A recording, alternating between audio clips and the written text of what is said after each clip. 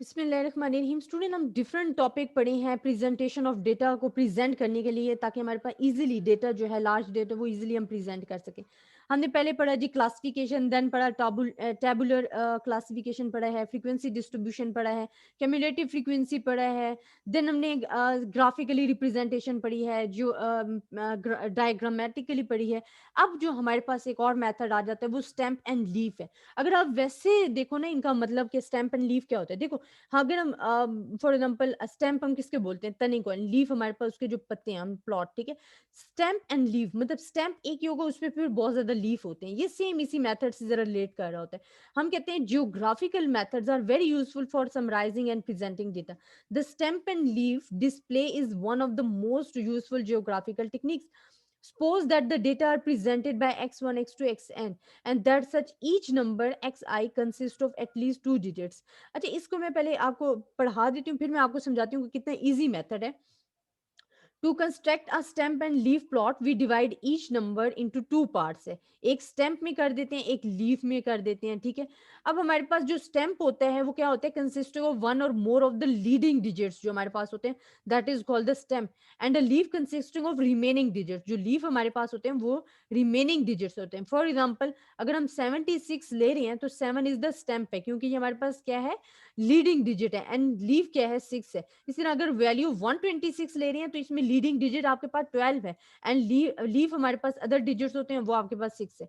इसी तरह हमने इनको कंपेयर कर सकते हैं इजीली, और आप इसको डेटा को रिप्रेजेंट करते हो इन द शॉर्ट फॉर्म में, और बहुत इजीली आप इसको डिस्कस कर सकते हो। अब देखो स्टूडेंट, आपको एग्जांपल गिवन है, उसमें आपको डिफरेंट हम कहते हैं कि किलोग्राम वेट मेजरमेंट किए गए in kilograms for 40 individual in locality.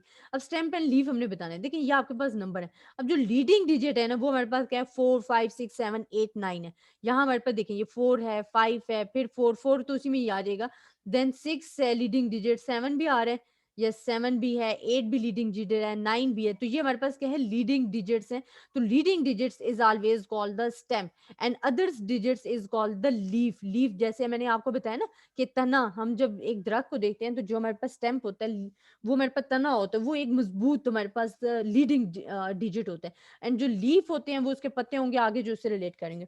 अब देखिए, आपने देखना है 4 के साथ क्या है? 8 है। फिर 4 कहाँ आ रहा है? 4 के साथ क्या है? 9 है, हमने 9 लिख दिया।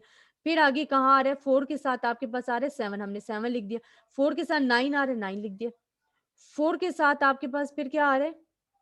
आप चेक करें, हमारे पास 4 किधर है? अब इसमें आप डेटा में आप देखोगे, अगेन रिपीट करो इसे, तो 4 के साथ 5 भी आ रहा है यहाँ। 4 कहाँ है आपके पास? दैट इज़ द इसी डेटा में आपके पास 4 के साथ 5 भी आ रहा है, और आपने ये तमाम चीज़ें इधर लिखनी हैं। यहाँ पे स्टूडेंट ये 89795 आपके पास आ रहा है। इसी तरह आपने सिलेक्ट करना है 5, 5 में आप आपके पास क्या आ रहा है? 3 आ रहा है, हमने 3 लिख दिया। फिर 5 के साथ 2 आ रहा है, 2। इसी तरह हमने तमाम वैल्यूज़ को, ईच एंड एवरी यूनिट को अच्छे तरीके से चेक करना है कि कहाँ आपके पास कौन-सी वैल्यूज़ आ रही है और कौन-सी नहीं आ रही है। आपने सही तरीके से चेक करना है, क्योंकि आप जब पेपर करते हो तो ये आपके पास बड़ा ईज़ी मेथड हो जाता है कि आप ईज़िली अपने डेटा को रिप्रेज़ेंट कर सकते हो।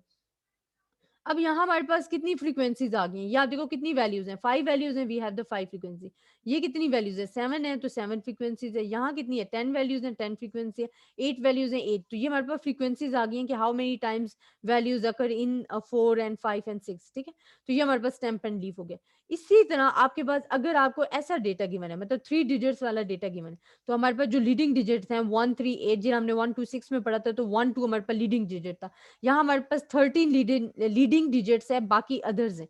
अब देखिए, यहाँ हमारे पास जो स्टेम्प आएँगे वो 11, 12, 13, 14, 15 एंड 16, 17, एंड बाकी आपके पास क्या आ जाएगा? लीफ आ जाएगा, और फिर ये फ्रीक्वेंसीज़ आपने शो करनी है, और ये आपके पास वैल्यूज़ जो हैं वो शो हो जाएँगी। इसी तरह सेम आपके पास ये भी स्टेम्प एंड लीफ के लिए करना है। तो आई होप स्टूडेंट आपको इस लेक्चर की समझ आई होगी। बहुत ही ईज़ी टॉपिक है स्टेम्प एंड लीफ। इस तरह के क्वेश्चन ज़्यादा एग्ज़ाम में आते नहीं है, लेकिन आपको बेसिक पता हो कि हमने डेटा को प्रेज़ेंट कैसे करना होता है।